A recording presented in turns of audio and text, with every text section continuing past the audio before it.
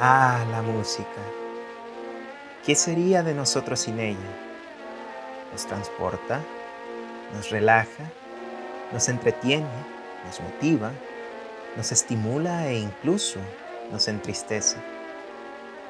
Hoy nadie puede decir que la música no está en su rutina diaria, sea que la escuche en la radio, en la calle, en su teléfono, en la televisión o incluso en un equipo de sonido.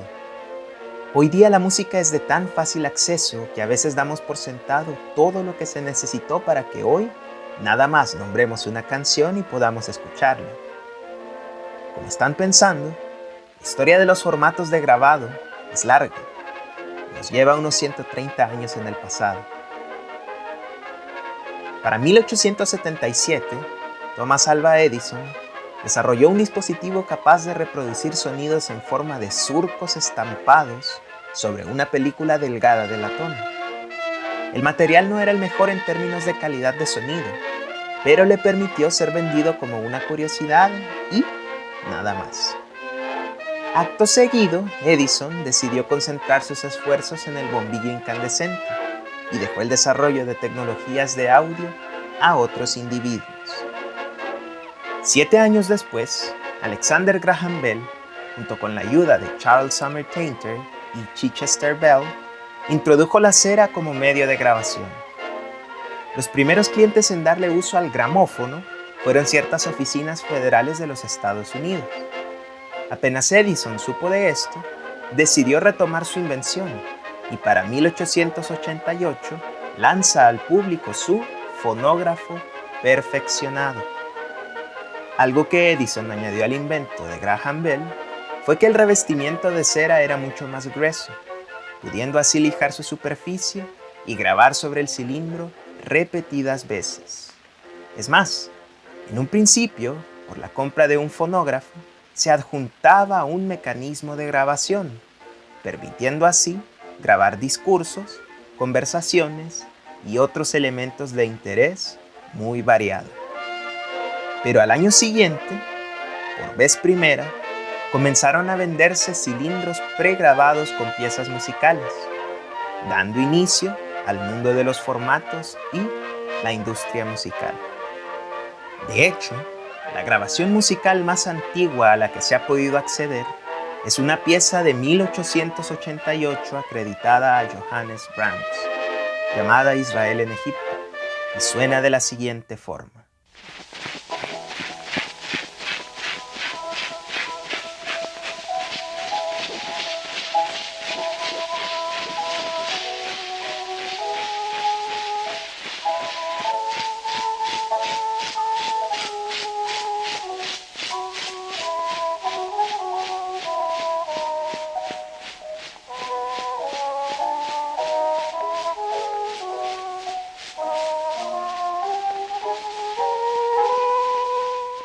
Los primeros modelos eran capaces de reproducir piezas de hasta 3 minutos.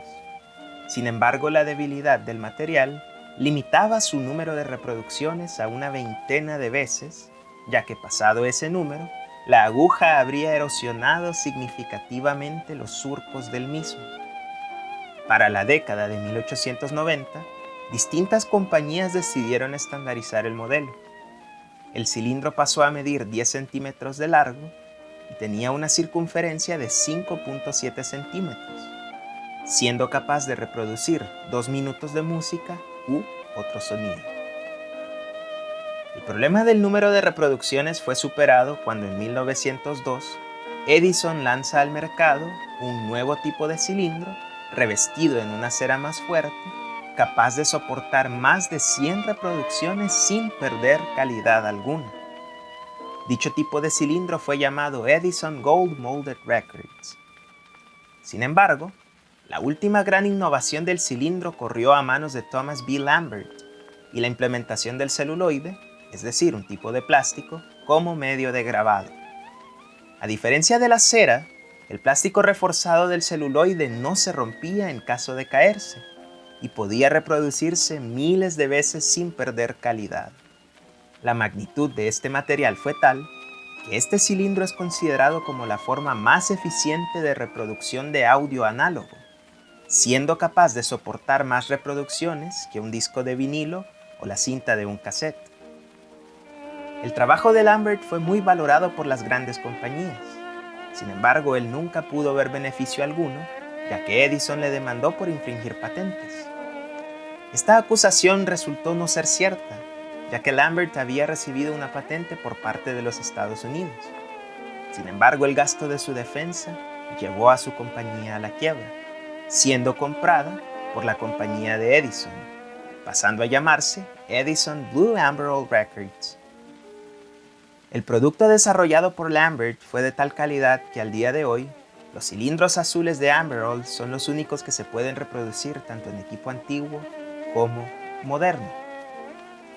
Durante estos años el cilindro pasó de ser una amenidad de tabernas y espacios públicos a ser consumidos para uso privado. Fue usado incluso en el ámbito legal y empresarial como medio para recopilar información. Sin embargo, en los años previos a la Primera Guerra Mundial, un nuevo formato comenzó a disputar su hegemonía. Dicho formato era el disco. En un principio el cilindro llevaba una sólida ventaja sobre su contraparte, ya que reunía muchas características que le favorecían. Por ejemplo, los cilindros indestructibles, como eran conocidos, podían reproducirse más veces que un disco. Sus surcos no permitían el fácil acceso a impurezas, como en el caso de los discos, y la calidad de audio era mejor por mucho. Sin embargo, con el paso del tiempo las ventajas del disco comenzaron a quedar en evidencia para el usuario común y sobre todo para las grandes compañías de audio.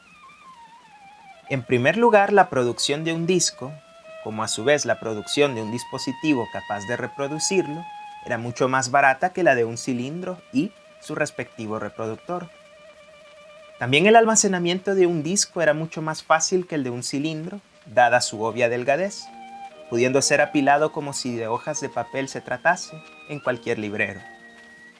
Además, dadas sus dimensiones, el disco era capaz de almacenar mucho más tiempo de grabación que lo que un cilindro podía. Finalmente, el disco contaba con una mejor campaña publicitaria, comprando los derechos de cantantes distinguidos como Enrico Caruso, haciendo creer al consumidor final que sencillamente la calidad y el prestigio que derivaban de poseer un reproductor de discos y una extensa colección de los mismos era igual a un mejor estatus. Para 1910, la victoria del disco sobre el vinilo era evidente. Para 1912, Columbia Records dejó de lanzar cilindros para únicamente utilizar discos. A pesar de que Edison siguió pujando por su invento, él mismo tuvo que empezar a utilizar discos para su propia empresa, hasta que desistió de la idea de los cilindros empezando la Gran Depresión en 1929. El legado cultural de los cilindros fue inmenso, ya que por vez primera la especie humana fue capaz de grabar y almacenar distintos sonidos y canciones en todo el mundo, desde Panamá hasta Francia, de Rusia, pasando por China e incluso Japón. Fuesen Edison Gold Molded o Edison Blue Amberol, los cilindros pasaron a ser una invaluable puerta al pasado cultural de la humanidad. Es por ello que ciertas instituciones se han dado la tarea de recoger, almacenar, preservar y digitalizar miles de cilindros. Dichas instituciones son el Parque Histórico Nacional Thomas Edison en Estados Unidos, la Universidad de Bowling Green, el Departamento de Colecciones Especiales, la Biblioteca Donald C. Davidson y sobre todo la Universidad de California en Santa Bárbara, quien al día de hoy tiene un portal abierto al público en el que es posible descubrir y sobre todo descargar miles de cilindros de todas partes del mundo.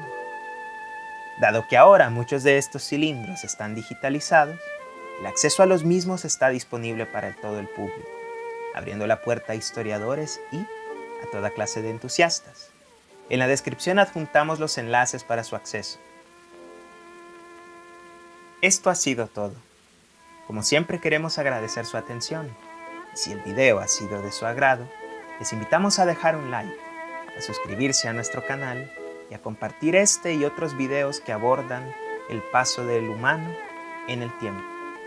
Muchas gracias.